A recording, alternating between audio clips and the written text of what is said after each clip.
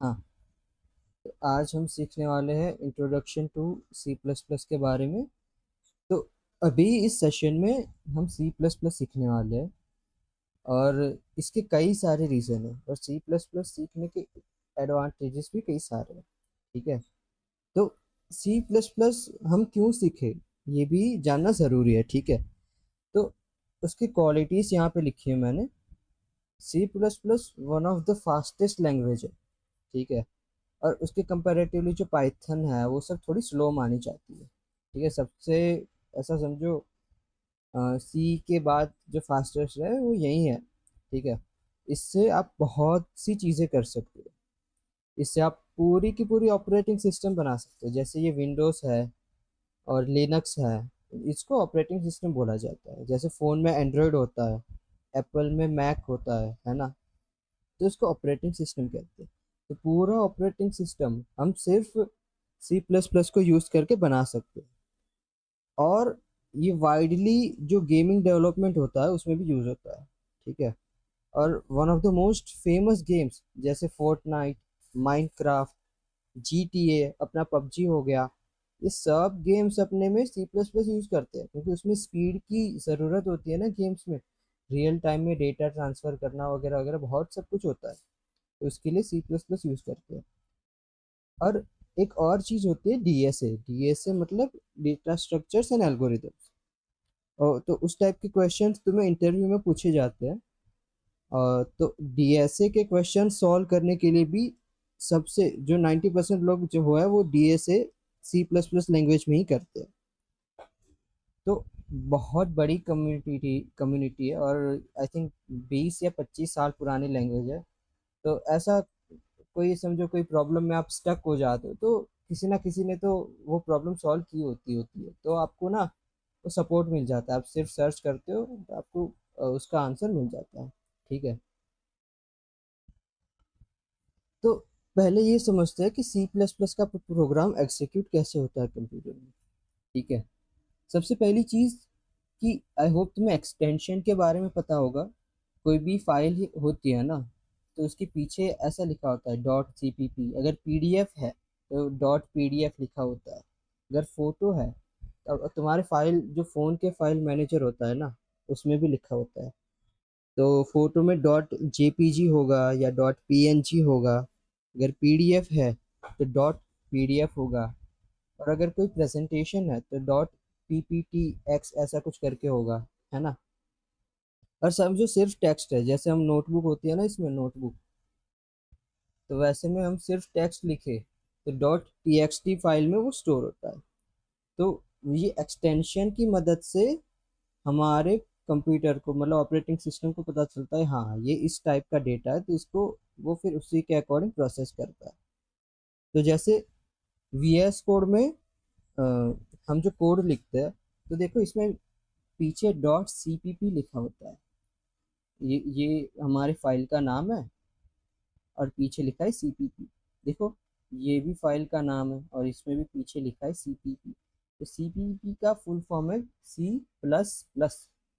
तो जब हम .cpp लिखते हैं ना, क्योंकि प्रोग्राम जो है वो पाइथन में भी हो सकता है और जावा में भी हो सकता है, तो कंप्यूटर को पता कैसे चले कि हम किस लैंग्वेज में उसको बता रहे हैं। तो वो एक्सटेंशन देखता है कि हाँ इसने CPP लिखा है, मतलब ये सी प्लस प्लस का प्रोग्राम मुझे दे रहा है, तो वो उसी के अकॉर्डिंग फिर कंपाइलर उसको प्रोसेस करता है। ठीक है, तो ये होता है एक्सटेंशन। जो अगर पाइथन का कोड होता है ना, तो उसमें डॉट के बाद PY लिखा होता है, तो ऐसे उसको पता चल जाता है कि हाँ ये पाइथन का कोड है। और इसमें भी अगर हम चेंज करें ना, देखो इसका एक्सटेंशन हम चेंज करें PY, तो देखो ये पाइथन का लोगो आ गया यहाँ पे, है ना। तो इसको पता चल जाता है कि हाँ ये उस लैंग्वेज का कोड है। हाँ, तो C plus plus code execute कैसे होता है, ठीक है, वो समझते हैं। तो ये यूज़र मतलब हम है, और ये जो सोर्स कोड है जो हमने यहाँ पे लिखा है, इसमें हमने कुछ भी लिख दिया, समझो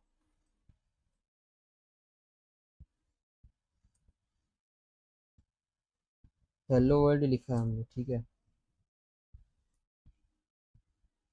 तो ये हमारा सोर्स कोड है। तो जब हम यहाँ से रन क्लिक करते हैं ना, तो ये पूरा जाता है कंपाइलर के पास। ठीक है। और कंपाइलर हमारे कोड को मशीन पहले ओएस में जाता है, मतलब कंपाइलर में जाता है। तो वो हमारे कोड को मशीन कोड में जनरेट करता है। मशीन कोड मतलब जैसे बाइनरी बताया था ना लास्ट टाइम, तो कंप्यूटर सिर्फ बाइनरी समझता है। तो हमारे कोड को कंपाइलर बाइनरी में या ऐसी ऐसे कोई फॉर्मेट में ट्रांसफॉर्म करता है कि हमारा प्रोसेसर उसको समझ पाए। ठीक है। और फिर हमने उसको फिर वो कंपाइलर भेजता है उसको ऑपरेटिंग सिस्टम के पास। और फिर ऑपरेटिंग सिस्टम उसको सीपीयू के पास भेजता है, मतलब प्रोसेसर के पास। और फिर प्रोसेसर हमें उसका आउटपुट देता है। तो वो आउटपुट हमें स्क्रीन पे जनरेट आ जाता है।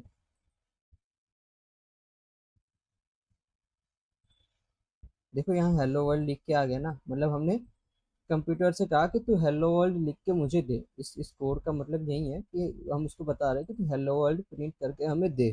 तो उसने ऐसा करके फिर आउटपुट दे दिया। ठीक है। और तो ऐसे ये ऐसी सीक्वेंस में तुम्हारा कोड एग्जीक्यूट होता है। अब इसमें भी कंपाइलर कैसे वो करता है, उसमें बहुत डिटेल होती है। ठीक है। इसमें भी कोई अपने 3-4 स्टेप्स होते हैं, लेकिन उतना डिटेल में जाने की ज़रूरत नहीं है। इतना इनफ है। ठीक है। अ, ये वाले सेशन में हम मेनली इसमें जो 3 चीज़ें हैं उसको कवर करेंगे। ठीक है। तो फर्स्ट है कि बॉयलर प्लेट कोड एक्सप्लेनेशन। तो ये वाला जो कोड हमने लिखा है ना, इसको बॉयलर प्लेट कोड कहते हैं। मतलब तुम सी प्लस प्लस में जो भी करो, इतना तो तुम्हें लिखना है।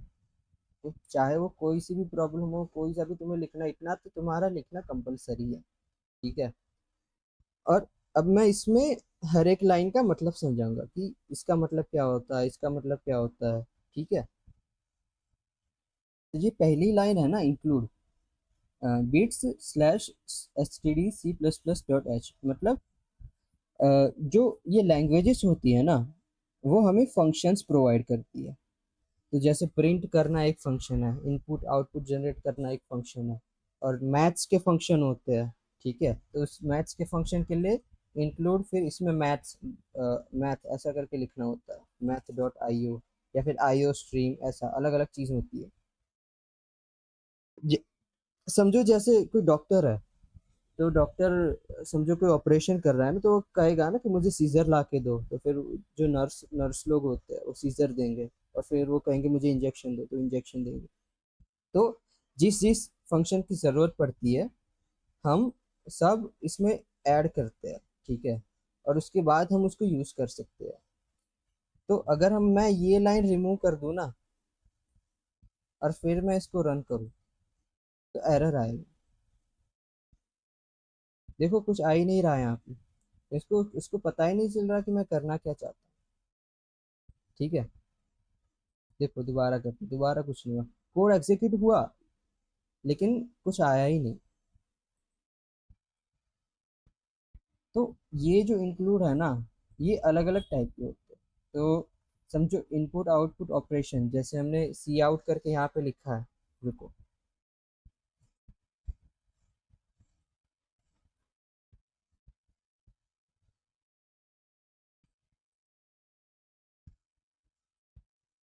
देखो यहाँ पे तुरंत एरर आ गया ना। सी आउट पे ऊपर लाल दिख के आ रहा है, मतलब ये कह रहा है कि मुझे पता ही नहीं कि तुम सी आउट का मतलब क्या होता है, सी आउट होता क्या है। तुमने लिख तो दिया, लेकिन मुझे पता नहीं सी आउट का मतलब क्या होता है। ठीक है। क्योंकि वो वाला फंक्शन हमने इसमें ऐड नहीं किया अभी। ठीक है। तो हाँ, एक और चीज, यहाँ पे जो 2 बार स्लैश दिखा है ना, इसका मतलब होता है कमेंट। तो मतलब तुम जिस भी लाइन के आगे ऐसे 2 स्लैश लिख लिख दोगे ना, कंपाइलर उसको इग्नोर करेगा। इसको कमेंट कहते हैं। मतलब जैसे यहाँ पे लिखा है योर कोड हियर, मतलब जो कोई अगर दूसरा हमारे प्रोग्राम को पढ़ता है ना, तो उसका पता चल जाता है कि हाँ, हमें अपना कोड यहाँ पे लिखना है। तो ऐसे अलग अलग हम लिख सकते हैं कि अपने कोड को एक्सप्लेन करने के लिए। इसको कंपाइलर एग्जीक्यूट नहीं करता, इसको इग्नोर कर देता है, इसको कमेंट कहते हैं। और हमें भी कंपाइलर जैसा बनना चाहिए, और दूसरों के नेगेटिव कमेंट्स को इग्नोर करना चाहिए। ठीक है। और ये सेकंड लाइन है यूजिंग नेम स्पेस एसटीडी। अच्छा, ये बिट्स सी प्लस प्लस लिखा है ना, इसका मतलब सी प्लस प्लस में जितने भी फंक्शंस है उसको हम इस कोड में इंपोर्ट कर रहे हैं, इसका मतलब ये होता है। तो समझो, तुम्हें तुम्हें मैथ फंक्शन की ज़रूरत है तो नॉर्मली तुम्हें इंक्लूड मैथ ऐसा करके लिखना होगा। समझो कोई और फंक्शन की ज़रूरत है तो बार बार लिखना ना पड़े ना, तो ये लिखते हो ना आप, तो सारे फंक्शन एक बार में आ जाते हैं इसमें।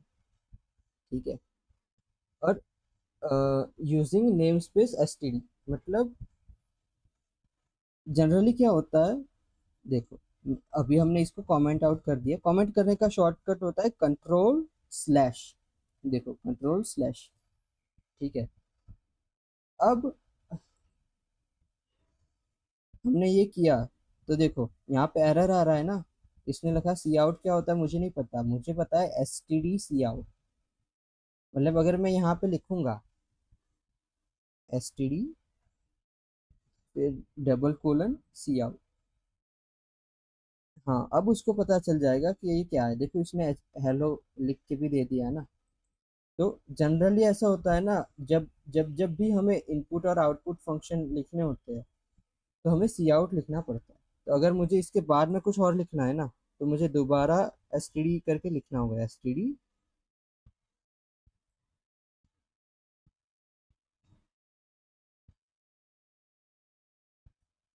देखो, हर बार लिखना पड़ता है। तो हर बार लिखना बोरिंग होता है क्योंकि तुम्हें ये की ढूंढना, फिर वो शिफ्ट प्रेस करके तुम्हें ये की लिखना, तो थोड़ा बोरिंग हो जाता है। ठीक है।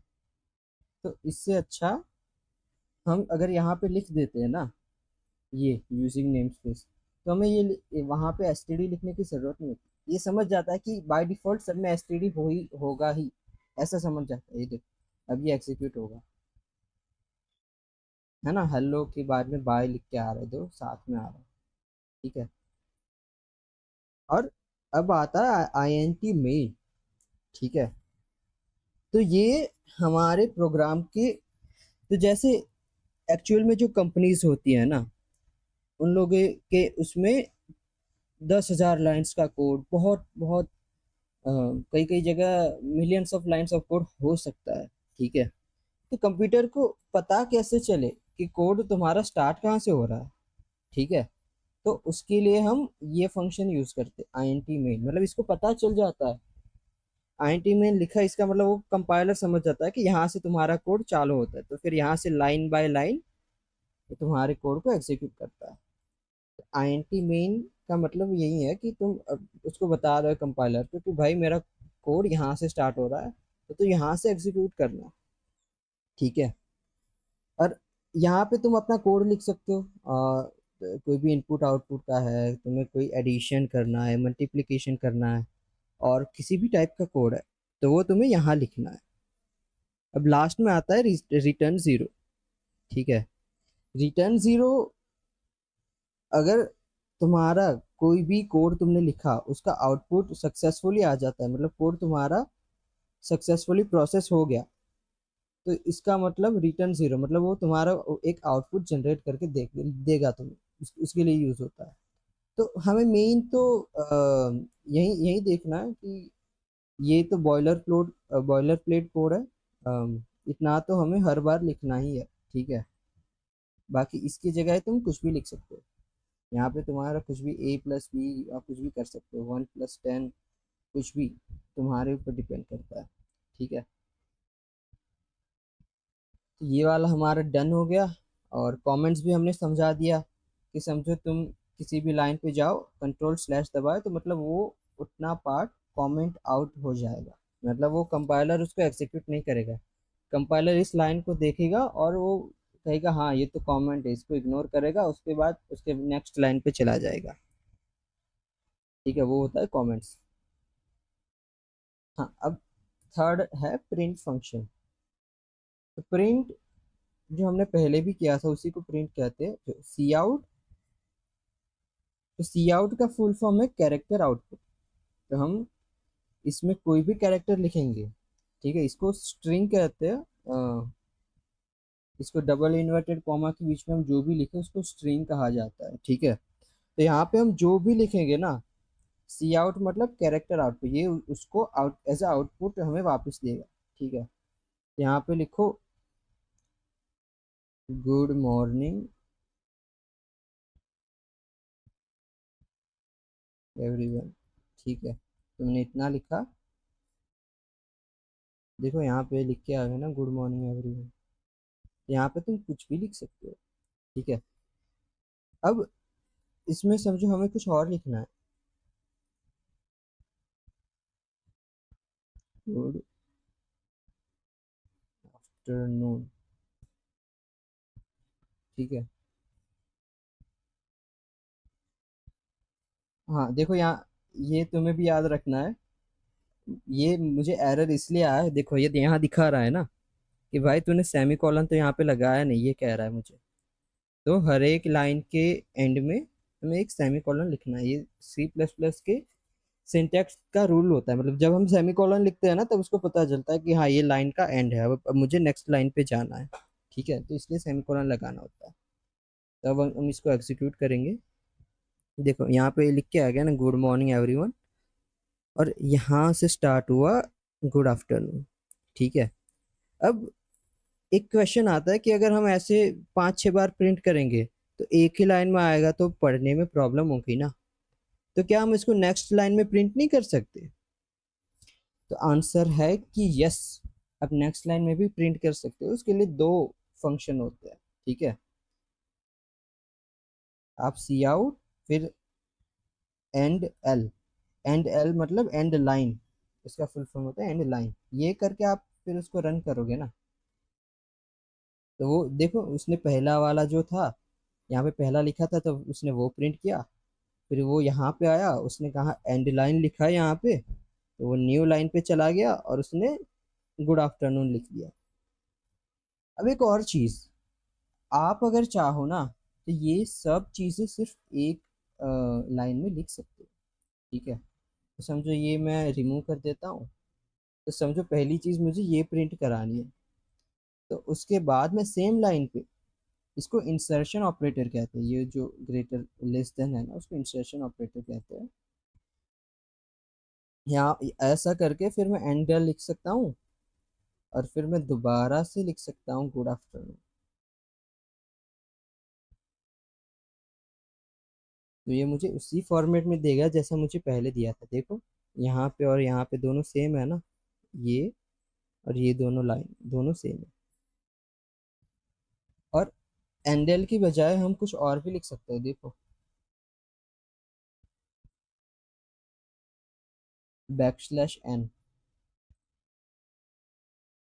देखो इसका मतलब ये होता है कि जब कंप्यूटर देखता है वो समझ जाता है कि हाँ हमें न्यू न्यू लाइन पे जाना है। जनरली ऐसा कहा जाता है कि जो \n है वो थोड़ा फास्टर है, लेकिन अम, क्योंकि लिखने में पूरा बैकस्लैश में तुम्हें पूरा शिफ्ट दबाना पड़ेगा और फिर एन लिखना है स्ट्रिंग में, उससे अच्छा एंडल इजीली लिख जाता है। तो जनरली लोग एंडल यूज कर सकते हैं, बाकी आपकी चॉइस है, आप जो चाहो यूज कर सकते हो।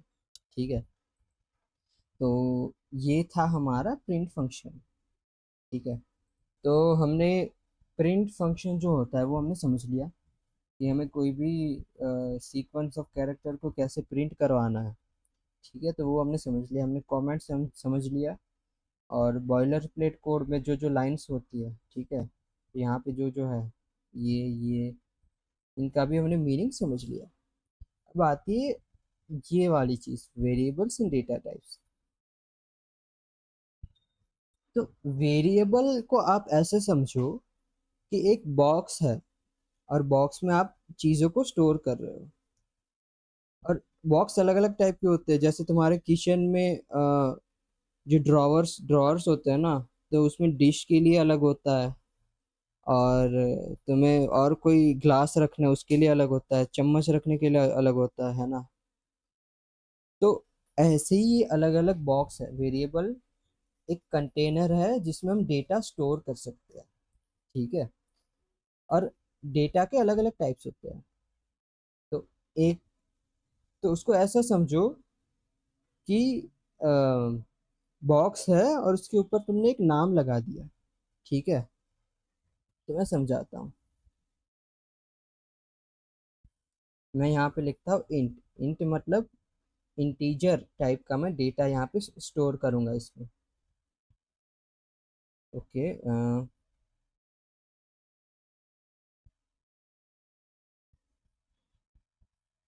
हम्म मैंने यहाँ पे लिखा इंट, फिर स्पेस छोड़ के मैंने लिखा मार्क्स, फिर लिखा इज इक्वल टू 38। अब ये इंट जो लिखा है ना मैंने, ये डेटा टाइप है। मैं जब यहाँ पे इंट लिखता हूँ तब कंपाइलर को पता चल जाता है कि मैं इंटीजर टाइप का डेटा इसमें स्टोर कर रहा हूँ। तो देखो ये 38 है, ये इंटीजर है ना। और मार्क्स जो है ये एक नाम है, जो वेरिएबल है उसका हम नाम बता रहे हैं कि मार्क्स नाम के वेरिएबल में हम ये वाला डेटा स्टोर कर रहे हैं। ठीक है। तो जैसे घर में तुम्हें चीनी चाहिए, तो उसके ऊपर डिब्बे पे लिखा होता है ना शुगर, उसमें तुम शुगर रखते हो। और फिर सॉल्ट का डब्बा, उसमें सॉल्ट लिखा होता है, तो उसके अंदर सॉल्ट ही होता है, अनलेस आप कुछ और स्टोर करो उसमें। तो वैसे ही होता है। तो ये इंटीजर जो है वो डेटा का टाइप है, कि हम कौन से टाइप का डेटा स्टोर करें, जो हमने प्रिंट करवाया था ना ऊपर।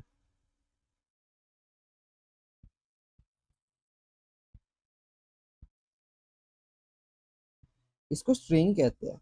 ठीक है।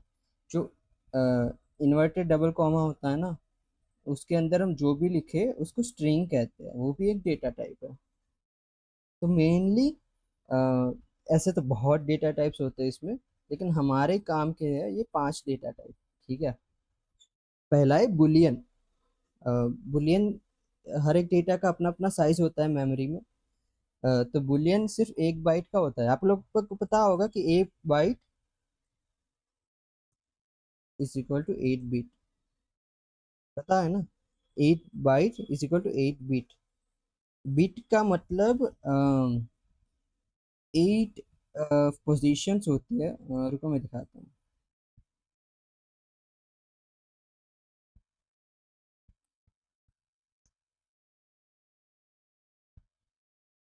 हाँ, देखो, ऐसे कुछ ऐसे दिखता है वो।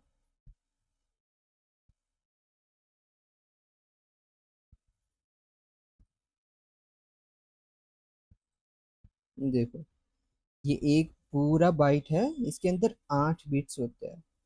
जैसे हमने कहा था ना कि ट्रांजिस्टर के 2 स्टेट होते हैं, या तो उसमें करंट है या तो उसमें करंट नहीं है। तो ऐसे 8 बिट होते हैं। तो ऐसे करके डेटा स्टोर होता है। 8 बिट मिलके उसको 1 बाइट कहते हैं। तो उसकी बुलियन की साइज है 1 बाइट। ठीक है। और फिर आता है चार। चार मतलब कैरेक्टर। उसमें आप कोई एक कैरेक्टर स्टोर कर सकते हो। तो जैसे ये हमने उसको बताया कि हम कैरेक्टर डेटा टाइप में कुछ स्टोर करेंगे, फिर वेरिएबल का हमें नाम लिखना है। ठीक है। तो हम लिखते हैं ग्रेड इज इक्वल टू। अब एक इम्पोर्टेंट चीज़ है कि जब हम कैरेक्टर स्टोर करते हैं ना, तो हमें सिंगल इन्वर्टेड कॉमा में स्टोर करना होता है। समझो ए। ठीक है। तो कैरेक्टर डेटा टाइप, और ये उसके साइड में वो वेरिएबल का नाम। ठीक है। और उसमें हमने ये वाला कैरेक्टर स्टोर किया। इसमें हम एक ही कैरेक्टर स्टोर कर सकते हैं। स्ट्रिंग जो होती है उसमें हम बहुत सारे, देखो ये स्ट्रिंग है ना, उसमें तुम बहुत सारे स्टोर कर सकते हो। तीसरा है इंट। इंट साइज में बड़ा होता है, देखो ना, 4 बाइट का साइज है इसका। और हर एक डेटा की अपनी अपनी रेंज होती है। मतलब ऐसा समझो कि बुलियन जो है वो छोटा बॉक्स है, और इंटीजर है वो उससे बड़ा है, मतलब उसमें ज्यादा चीजें आप ऐड कर सकते हो। ठीक है। इंट की रेंज आप देख सकते हो, -2 इंटू 10⁻⁹ से +2 इंटू 10⁻⁹ मतलब अ, देखो मैं इसमें बताने का ट्राई करता हूँ, या फिर यहाँ पे ही कर लेते हैं।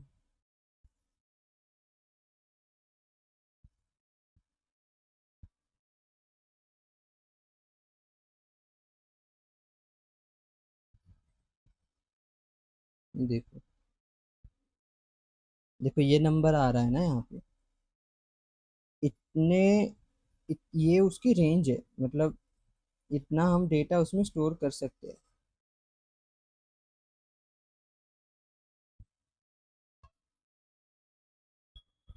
इससे बाहर का कुछ आया तो वो गड़बड़ कर देगा, उस बॉक्स ओवरफ्लो हो जाएगा।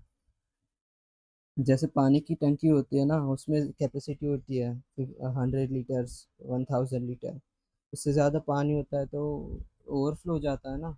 तो वो सेम कॉन्सेप्ट इसी में भी होता है। ठीक है। अ, ये जो डेटा टाइप है फोर्थ, वो है लॉन्ग लॉन्ग। लॉन्ग लॉन्ग मतलब वो इंटीजर ही होता है, लेकिन उसकी रेंज उससे डबल होती है, और डबल से भी ज़्यादा। ठीक है, तो हमें बहुत अ, बड़ा डेटा स्टोर करना है, तो हम उसके लिए लॉन्ग लॉन्ग यूज़ करते हैं। ठीक है। और जो डबल होता है ना, उसमें हम फ्लोटिंग पॉइंट नंबर यूज़ कर सकते हैं। फ्लोटिंग पॉइंट नंबर आपको पता होगा ना, जैसे 1 पॉइंट, 4 पॉइंट, ऐसा कुछ। तो पॉइंट वाले जो नंबर होते हैं उसको फ्लोटिंग पॉइंट नंबर कहते हैं। ये जो नॉर्मल नंबर है उसको डेसिमल नंबर्स कहते हैं। इंटीजर्स भी कहते हैं, लेकिन इंटीजर्स के अंदर ये डेसिमल होते हैं। ठीक है। और पॉइंट वाले जो होते हैं, देखो यहाँ पे लिख के आ गया ना अपने आप डबल, मतलब इसको पता चल जाएगा कि इसमें पॉइंट है, मतलब ये डबल डबल वाला नंबर है। ठीक है।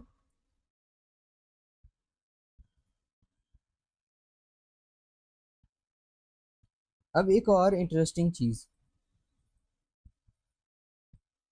हम जो भी यहाँ पे लिखते हैं, मतलब जैसे हमने कैरेक्टर डेटा टाइप में वैल्यू स्टोर की, उस वेरिएबल का नाम है ग्रेड।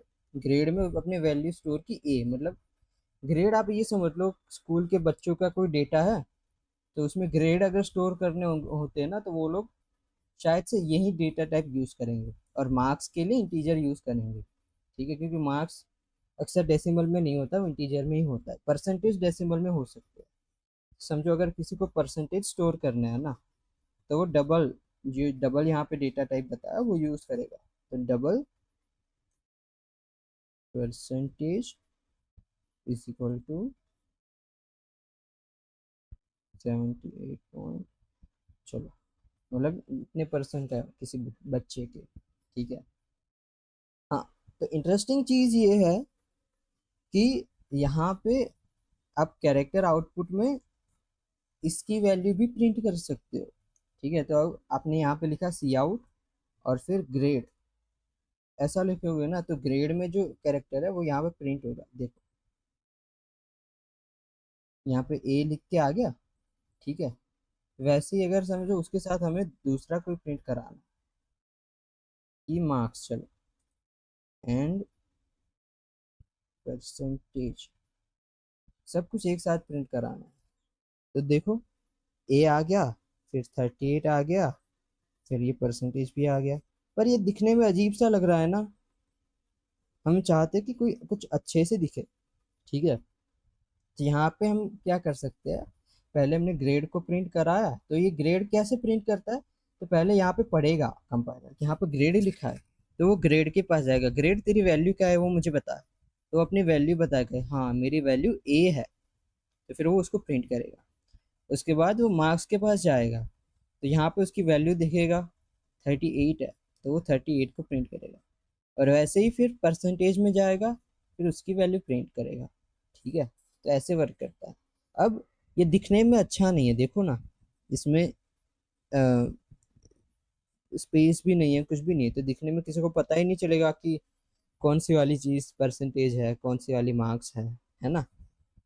तो हम क्या कर सकते हैं, इसके बाद हम एंडल लिख सकते हैं, इसके बाद भी एंडल, और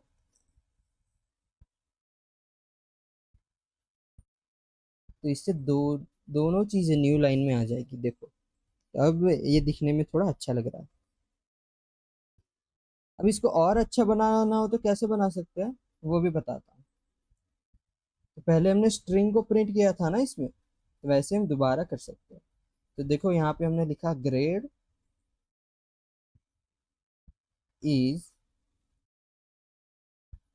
फिर यहाँ पे एक स्पेस, और फिर यहाँ पे आए हम,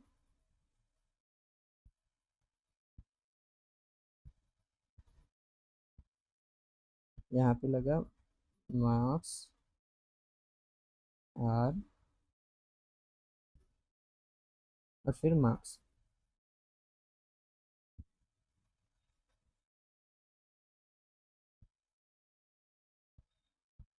परसेंटेज आर। अब देखते हैं कैसा दिखता है।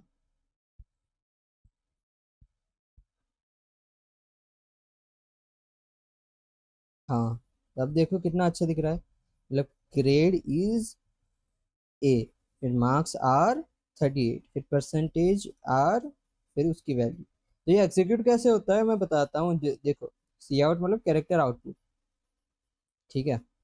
तो पहले जो कंपाइलर है वो इस लाइन को पढ़ेगा। तो इसमें पहले ग्रेड इज, ये स्ट्रिंग है, इसको आउटपुट करेगा, ठीक है, ग्रेड इज। बाद में एक स्पेस भी दिया है।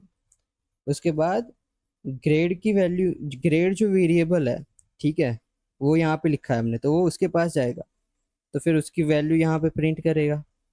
फिर एंडल मतलब लाइन, न्यू लाइन पे आ जाएगा, यहाँ खत्म हुआ और फिर वो न्यू लाइन पे आ जाएगा। फिर ये जाएगा यहाँ पे लिखा है मार्क्स आर, ये स्ट्रिंग है, ठीक है। तो मार्क्स आर वो उसने प्रिंट किया, और अब वो जाएगा मार्क्स, यहाँ पे मार्क्स वेरिएबल है उसके पास जाएगा, उसकी वैल्यू यहाँ पे प्रिंट करेगा। उसके बाद न्यू लाइन पे दोबारा आए, फिर दोबारा इसने ये स्ट्रिंग प्रिंट की, और फिर परसेंटेज की वैल्यू यहाँ से उठाए और यहाँ पे प्रिंट की, ठीक है। ये सब हम, जो वेरिएबल है उसकी वैल्यू डायरेक्टली यहाँ पे उसका नाम लिख के प्रिंट करा सकते हैं। ऐसे वर्क करता है।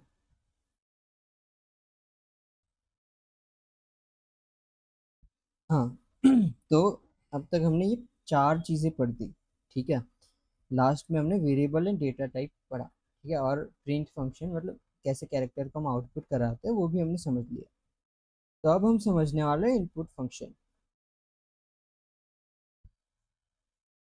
तो जैसे कोई वेरिएबल है, ठीक है, तो हमने यहाँ पे लिखा इंट, और फिर वेरिएबल का नाम लिखा नंबर, ये वेरिएबल का नाम है। पर समझो हमें अभी इसकी कोई वैल्यू हमें देनी ही नहीं, तो हमने यहाँ पे लाइन को एंड कर दिया सेमीकोलन लिख के। और हम ये चाहते हैं कि हम यूजर से इनपुट लें, ठीक है। तो उसके लिए एक फंक्शन होता है, उसको इनपुट फंक्शन कहते हैं। इसमें तुम्हें ऐसा लिखना है, सीन। सीन मतलब कैरेक्टर इनपुट। अब जैसे हम कैरेक्टर आउटपुट में ऐसा लिखते थे ना, इंसर्शन ऑपरेटर, लेकिन इनपुट में हमें ऐसे लिखना है, ठीक है। तो सिन नंबर।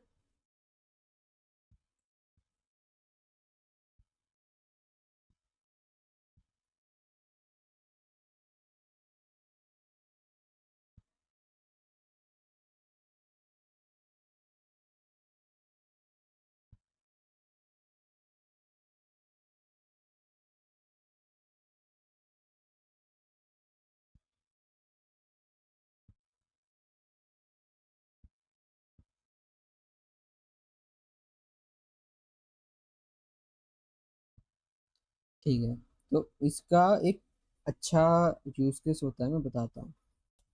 अच्छा, यहाँ पे बहुत ज़्यादा चीज़ें हो जाए ना, तो यहाँ पे आप क्लियर लिख के, ऐसे क्लियर लिखोगे ना, तो वो यहाँ पे पहले जो था वहाँ पे आ जाएगा, ठीक है। तो सिन, और फिर इंसर्शन ऑपरेटर, और फिर तो ये करता क्या है, सिन मतलब हम कह रहे हैं कि हमें यूजर से इनपुट लेना है, और इनपुट किस में लेना है, तो ये वाले वेरिएबल में हमें इनपुट लेना है।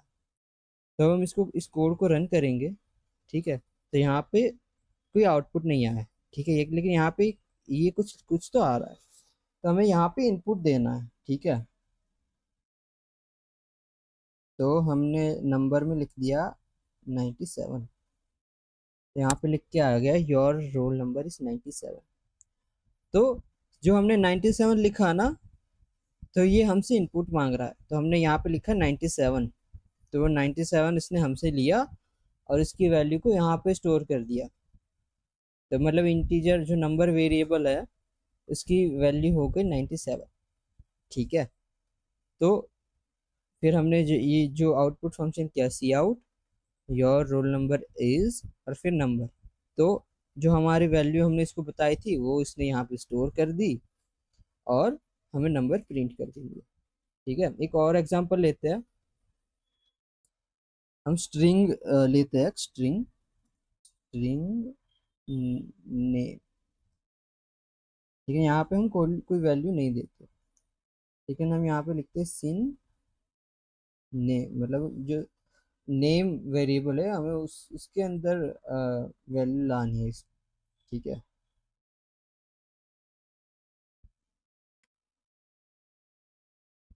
और फिर यहाँ पे हम लिखेंगे गुड मॉर्निंग इवनिंग। तो ये यहाँ पे हम पहले अपना नाम डालेंगे, तो जयदीप एंटर, तो ये हमें बताएगा गुड मॉर्निंग जयदीप। और यहाँ पे हम कुछ भी नाम डाल सकते हैं। अच्छा, इसको और अगर रीडेबल हमें दिखाना है तो हम क्या कर सकते हैं, देखो सी आउट, तो इसके पहले हम लिखते हैं एंटर योर नेम। हाँ, तो इससे एक अच्छी चीज होगी, आप देख सकते हो, रुको। हाँ, तो इसमें आ रहा है ना कि एंटर योर नेम, मतलब ये मुझसे पूछ रहा है कि अपना नाम बताओ। मैंने दोबारा से लिखा जयदीप, तो ये मुझे बताएगा गुड मॉर्निंग जयदीप। तो मतलब पहले ये स्ट्रिंग प्रिंट हुई एंटर योर नेम, इसके बिना भी हम कर सकते हैं, लेकिन अगर ये लिखा है तो मतलब हमें पता चल जाएगा कि हमें इनपुट यहाँ पे लिखना है, वरना हम ऐसे क्लूलेस रहेंगे कि कोड में कोई आउटपुट क्यों नहीं आ रहा। तो हमें ये लिखा, ये आउटपुट आया पहले एंटर योर नेम, फिर वो हमसे इनपुट मांगेगा। सीन मतलब वो कैरेक्टर इनपुट, इनपुट हमें नेम वेरिएबल में स्टोर करना है, और वो स्ट्रिंग का डेटा टाइप है उसका। तो इसमें हमने लिखा है यहाँ पे जयदीप, तो वो फिर जयदीप इसमें स्टोर हो गया। तो काइंड ऑफ कह सकते हैं कि जब हमने जयदीप लिखा तो इसकी नेम की वैल्यू हो गई, नेम में ये चीज स्टोर हो गई, देखो ऐसा हम समझ सकते हैं। समझने के लिए यहाँ पे लिखा है, ठीक है। यहाँ पे हमने इनपुट दिया, उसके बाद इसकी वैल्यू ये हो गई। और फिर यहाँ पे हमने लिखा सी आउट गुड मॉर्निंग, ये स्ट्रिंग है। और उसके बाद नेम वेरिएबल की हमने वैल्यू उठाई, तो नेम में हमने जो दिया था जयदीप, वो यहाँ पे आ गया, तो इसने फिर प्रिंट कर दिया गुड मॉर्निंग जयदीप। ठीक है, तो इसको इनपुट कहते हैं, कैरेक्टर इनपुट। ये भी एक फंक्शन है, आगे हम जो जो प्रॉब्लम सॉल्व करेंगे उसमें भी ये फंक्शन आएगा। ठीक है।